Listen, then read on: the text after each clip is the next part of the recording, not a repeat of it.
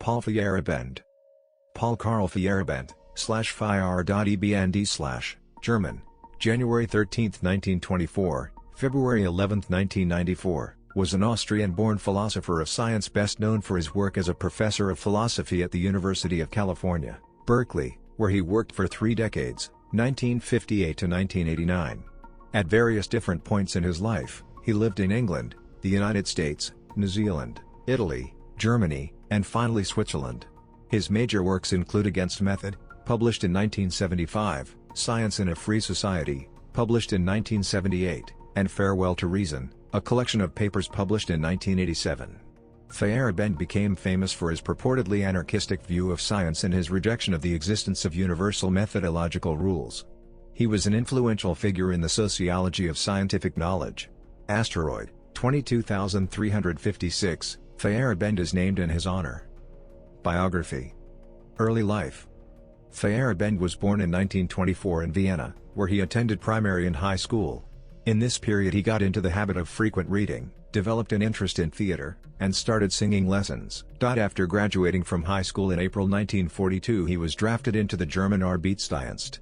After basic training in Pirmasens, Germany, he was assigned to a unit in Quellern and Boss, near Brest, France. Feyerabend described the work he did during that period as monotonous. "We moved around in the countryside, dug ditches, and filled them up again." After a short leave he joined the army and volunteered for officer school. In his autobiography he writes that he hoped the war would be over by the time he had finished his education as an officer. This turned out not to be the case. From December 1943 on, he served as an officer on the northern part of the Eastern Front, was decorated with an Iron Cross, and attained the rank of lieutenant. When the German army started its retreat from the advancing Red Army, Feyerabend was hit by 3 bullets while directing traffic. 1 bullet hit him in the spine. As a consequence he needed to walk with a stick for the rest of his life and frequently experienced severe pain. He spent the rest of the war recovering from his wounds. Post-World War II and university. When the war was over, Feyerabend first got a temporary job in Apeldoorn where he wrote plays. He was influenced by the Marxist playwright Bertolt Brecht and was invited by Brecht to be his assistant at the East Berlin State Opera but turned down the offer. Feyerabend took various classes at the Weimar Academy, and returned to Vienna to study history and sociology. He became dissatisfied, however, and soon transferred to physics, where he met Felix Ehrenhoft, a physicist whose experiments would influence his later views on the nature of science. Feyerabend changed his course of studies to philosophy and submitted his final thesis on observation sentences. In his autobiography, he described his philosophical views during this time as staunchly empiricist. In 1948 he visited the first Altbach Forum in Altbach. There Feyerabend first met Karl Popper, who had a positive, early Popper, as well as negative, later Popper, effect on him. In 1949 he was a founding member of the Kraft Circle.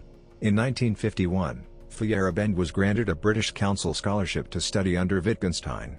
However, Wittgenstein died before Feyerabend moved to England.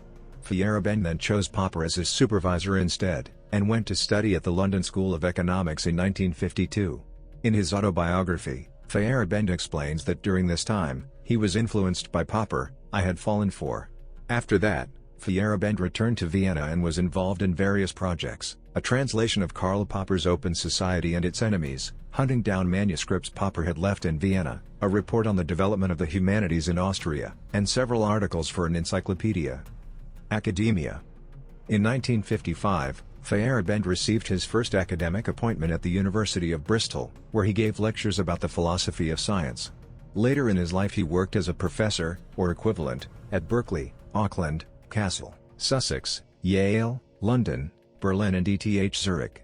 During this time, he developed a critical view of science, which he later described as anarchistic or Dadaistic to illustrate his rejection of the dogmatic use of rules, a position incompatible with the contemporary rationalistic culture in the philosophy of science.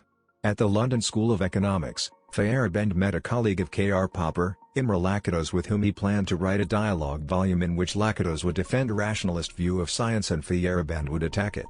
This planned joint publication was put to an end by Lakatos's sudden death in 1974. Against Method became a famous criticism of current philosophical views of science and provoked many reactions. In his autobiography, he reveals that the energy in his writings came at great cost to himself. Feyerabend moved to the University of California, Berkeley in California in 1958 and became a U.S. citizen. Following, visiting, professorships, or their equivalent, at University College London, Berlin, and Yale, he taught at the University of Auckland, New Zealand in 1972 and 1974, always returning to California. He later enjoyed alternating between posts at ETH Zurich and Berkeley through the 1980s but left Berkeley for good in October 1989, first to Italy, then finally to Zurich. After his retirement in 1991, Feyerabend continued to publish frequent papers and worked on his autobiography. After a short period of suffering from a brain tumor, he died in 1994 at the Genolier Clinic, overlooking Lake Geneva, Switzerland. Thought. Philosophy of Science. Nature of Scientific Method. In his books Against Method and Science in a Free Society, Feyerabend defended the idea that there are no methodological rules which are always used by scientists. He objected to any single prescriptive scientific method on the grounds that any such method would limit the activities of scientists, and hence restrict scientific progress. In his view, science would benefit most from a dose of theoretical anarchism. He also thought that theoretical anarchism was desirable because it was more humanitarian than other systems of organization, by not imposing rigid rules on scientists. Feyerabend's position was originally seen as radical in the philosophy of science, because it implies that philosophy can neither succeed in providing a general description of science, nor in devising a method for differentiating products of science from non-scientific entities like myths. Feyerabend's position also implies that philosophical guidelines should be ignored by scientists, if they are to aim for progress. To support his position that methodological rules generally do not contribute to scientific success, Feyerabend provides counterexamples to the claim that, good, science operates according to a certain fixed method. He took some examples of episodes in science that are generally regarded as indisputable instances of progress, for example the Copernican revolution, and showed that all common prescriptive rules of science are violated in such circumstances. Moreover, he claimed that applying such rules in these historical situations would actually have prevented scientific revolution. One of the criteria for evaluating scientific theories that Feyerabend attacks is the consistency criterion.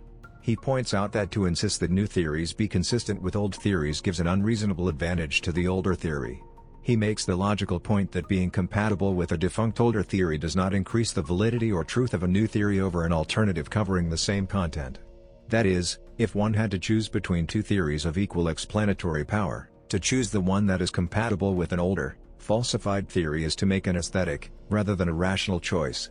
The familiarity of such a theory might also make it more appealing to scientists, since they will not have to disregard as many cherished prejudices. Hence, that theory can be said to have an unfair advantage. Feyerabend was also critical of falsificationism.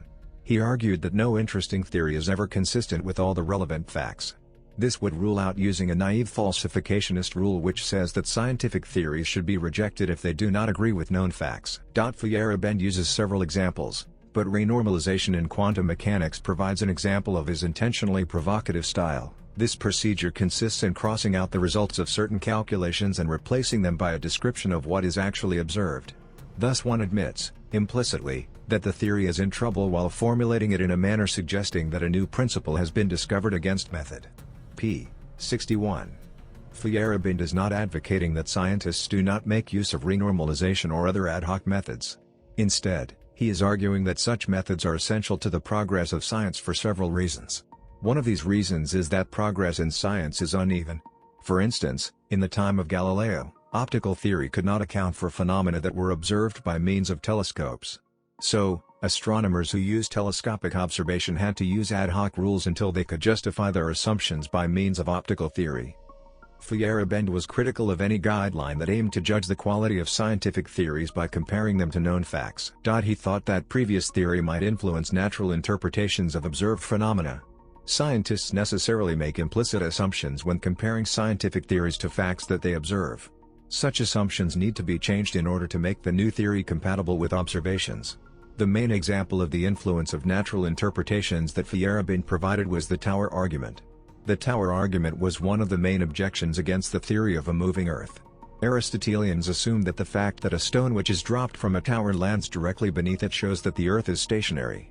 They thought that, if the Earth moved while the stone was falling, the stone would have been left behind. Objects would fall diagonally instead of vertically. Since this does not happen, Aristotelians thought that it was evident that the Earth did not move. If one uses ancient theories of impulse and relative motion, the Copernican theory indeed appears to be falsified by the fact that objects fall vertically on Earth. This observation required a new interpretation to make it compatible with Copernican theory. Galileo was able to make such a change about the nature of impulse and relative motion. Before such theories were articulated, Galileo had to make use of ad hoc methods and proceed counter-inductively. So, ad hoc hypotheses actually have a positive function. They temporarily make a new theory compatible with facts until the theory to be defended can be supported by other theories. Feyerabend commented on the Galileo affair as follows. Together these remarks sanction the introduction of theories that are inconsistent with well-established facts. Furthermore, a pluralistic methodology that involves making comparisons between any theories at all forces defendants to improve the articulation of each theory. In this way, scientific pluralism improves the critical power of science. Pope Benedict XVI cited Feyerabend to this effect.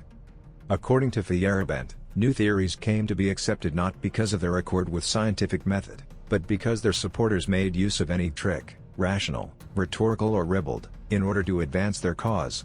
Without a fixed ideology, or the introduction of religious tendencies, the only approach which does not inhibit progress, using whichever definition one sees fit, is anything goes. Anything goes is not a principle I hold, but the terrified exclamation of a rationalist who takes a closer look at history. Feyerabend, 1975. Feyerabend considered the possibility of incommensurability, but he was hesitant in his application of the concept. He wrote that it is hardly ever possible to give an explicit definition of against method. p. 225, because it involves covert classifications and major conceptual changes. He also was critical of attempts to capture incommensurability in a logical framework, since he thought of incommensurability as a phenomenon outside the domain of logic. In the second appendix of Against Method, p. 114, Feyerabend states, "I never said that any two rival theories are incommensurable. What I did say was that certain rival theories, so-called universal theories, or non-instantial theories, if interpreted in a certain way, could not be compared easily." Incommensurability did not concern Feyerabend greatly, because he believed that even when theories are commensurable, i.e. can be compared, the outcome of the comparison should not necessarily rule out either theory. To rephrase, when theories are incommensurable, they cannot rule each other out, and when theories are commensurable, they cannot rule each other out. Assessments of incommensurability, therefore, don't have much effect in Feyerabend's system, and can be more or less passed over in silence. In Against Method, Feyerabend claimed that Imre Lakatos's philosophy of research programs is actually anarchism in disguise, because it does not issue orders to scientists. Feyerabend playfully dedicated Against Method to Imre Lakatos, friend, and fellow anarchist. One interpretation is that Lakatos's philosophy of mathematics and science was based on creative transformations of Hegelian historiographic ideas, many associated with Lakatos's teacher in Hungary Georg Lukács. Feyerabend's debate with Lakatos on scientific method recapitulates the debate of Lukács and Feyerabend's would-be mentor, Brecht, over aesthetics several decades earlier. While Feyerabend described himself as an epistemological anarchist, he explicitly disavowed being a political anarchist. Some anarchist-leaning critics of science have agreed with this distinction, while others have argued that political anarchism is tacitly embedded in Feyerabend's philosophy of science. The decline of the physicist-philosopher. Feyerabend was critical of the lack of knowledge of philosophy shown by the generation of physicists that emerged after World War II. On the other hand, Feyerabend was himself heavily criticized for his misrepresentation of the practices, methods and goals of some of the above-mentioned scientists, especially Mach and Einstein. Role of science in society. Feyerabend described science as being essentially anarchistic, obsessed with its own mythology, and as making claims to truth well beyond its actual capacity. He was especially indignant about the condescending attitudes of many scientists towards alternative traditions. For example, he thought that negative opinions about astrology and the effectivity of rain dances were not justified by scientific research, and dismissed the predominantly negative attitudes of scientists towards such phenomena as elitist or racist. In his opinion, science has become a repressing ideology, even though it arguably started as a liberating movement.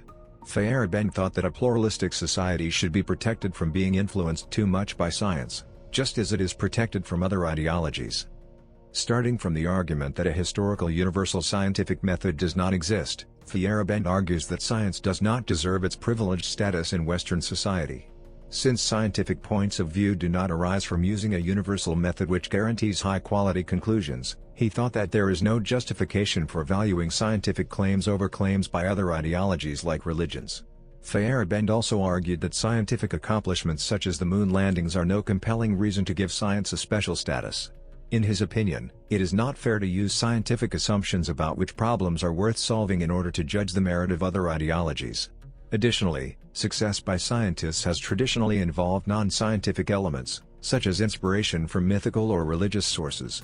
Based on these arguments, Feyerabend defended the idea that science should be separated from the state in the same way that religion and state are separated in a modern secular society. Against Method, 3rd ed. p. 160.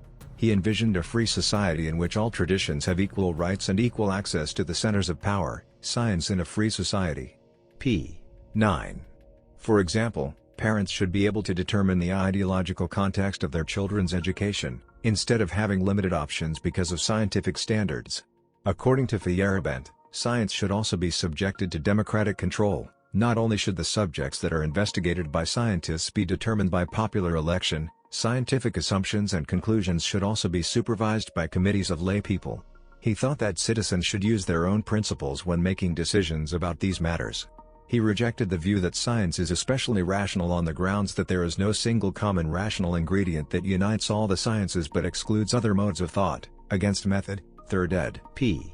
246. Philosophy of Mind. Along with a number of mid-20th century philosophers, most notably, Wilfrid Sellars, Willard Van Orman Quine, and Richard Rorty, Feyerabend was influential in the development of eliminative materialism, a radical position in the philosophy of mind that holds that our ordinary, common-sense understanding of the mind, what materialist monists call folk psychology, is false. It is succinctly described by a modern proponent, Paul Churchland, as follows. In 3 short papers published in the early 60s, Feyerabend sought to defend materialism against the supposition that the mind cannot be a physical thing. Feyerabend suggested that our common-sense understanding of the mind was incommensurable with the materialistic, scientific view, but that nevertheless we ought to prefer the materialistic one on general methodological grounds. This view of the mind/body problem is widely considered one of Feyerabend's most important legacies. Even though Feyerabend himself seems to have given it up in the late 1970s, it was taken up by Richard Rorty and, more recently, by Patricia Churchland and Paul Churchland. In fact, as Keeley observes, PMC has spent much of his career carrying the Feyerabend mantle forward. p. 13. Other works. Some of Feyerabend's work concerns the way in which people's perception of reality is influenced by various rules. In his last book, unfinished when he died, he talks of how our sense of reality is shaped and limited. Conquest of Abundance, a tale of abstraction versus the richness of being bemoans the propensity we have of institutionalizing these limitations. The last philosophy book that Feyerabend finished is The Tyranny of Science, written 1993, published May 13, 2011. In it Feyerabend challenges what he sees in his view as some modern myths about science. For example, he believes that the statement science is successful is a myth. He argues that some very basic assumptions about science are simply false and that substantial parts of scientific ideology were created on the basis of superficial generalizations that led to absurd misconceptions about the nature of human life. He claims that far from solving the pressing problems of our age, scientific theorizing glorifies ephemeral generalities at the cost of confronting the real particulars that make life meaningful. Popular influence. The book On the Warrior's Path quotes Feyerabend, highlighting the similarities between his epistemology and Bruce Lee's worldview. In a 2015 retrospective on Thomas Kuhn's theory of paradigm shifts in social science, the philosopher Martin Cohen cites several of Feyerabend's skeptical positions on conventional claims at scientific knowledge and agrees with Feyerabend that Thomas Kuhn himself had only a very hazy idea of what this notion of paradigm shifts might mean, and that Kuhn essentially retreated from the more radical implications of his theory, which were that scientific facts are never really more than opinions, whose popularity is transitory and far from conclusive. Cohen says that although in their lifetimes, Kuhn and Feyerabend made up 2 viciously opposed sects, they agreed that science consists of long periods of settled agreement, so-called normal science, punctuated by radical, conceptual upheaval, so-called paradigm shifts. Feyerabend's concept of incommensurability was influential in the radical critical approach of Donald Alt and his extensive critical assessment of William Blake's work, especially in Narrative Unbound, revisioning William Blake's The Four Zoas. Quotations. Selected bibliography. Books. Articles. Biography. Books. Articles. Biography. Books. Articles.